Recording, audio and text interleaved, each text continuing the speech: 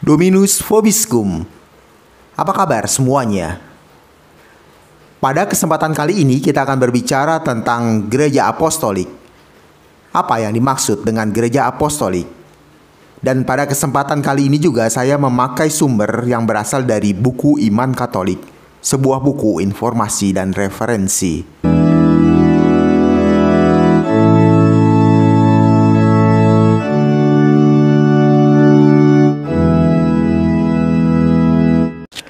Gereja apostolik.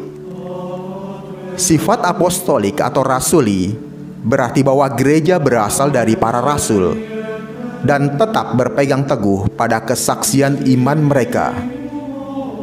Kesadaran bahwa gereja dibangun atas dasar para rasul dan para nabi dengan Kristus Yesus sebagai batu penjuru sudah ada sedari zaman gereja perdana sendiri. Efesus bab 2 ayat 20. Tetapi sebagai sifat khusus keapostolikan baru disebut akhir abad keempat. Semakin ditegaskan bahwa norma kebenaran adalah iman sebagaimana dirumuskan oleh para rasul. Namun demikian, belum jelas bagaimana gereja sekarang berhubungan dengan gereja para rasul. Gereja Protestan berkeyakinan bahwa hubungan itu terdapat dalam kitab suci, khususnya Perjanjian Baru, sebagai rumusan tertulis iman itu. Sebaliknya, gereja Katolik yang lebih mementingkan pewartaan lisan memusatkan perhatian pada hubungan historis turun-temurun antara para rasul dan para pengganti mereka, yaitu para uskup. Perlu diperhatikan bahwa dalam Perjanjian Baru kata rasul tidak hanya dipakai untuk ke-12 rasul yang namanya disebut dalam Injil. Matius bab 10 ayat 1-4 dan seterusnya. Hubungan historis itu tidak boleh dilihat sebagai semacam estafet yang di dalamnya ajaran yang benar bagaikan sebuah tongkat dari rasul-rasul tertentu diteruskan kepada para uskup sekarang. Yang disebut apostolik bukanlah para uskup, melainkan gereja.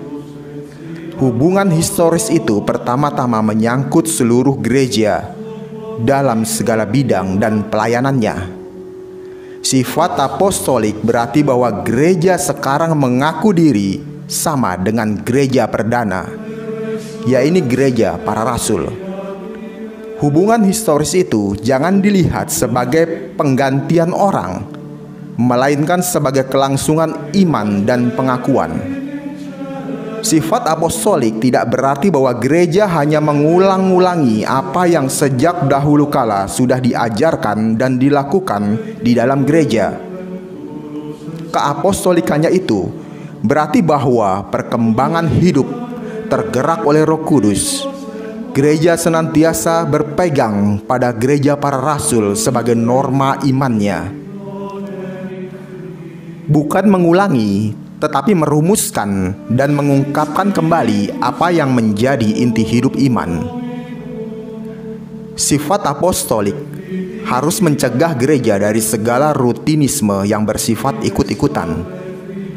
Keapostolikan berarti bahwa seluruh gereja dan setiap anggotanya tidak hanya bertanggung jawab atas ajaran gereja, tetapi juga pelayanannya.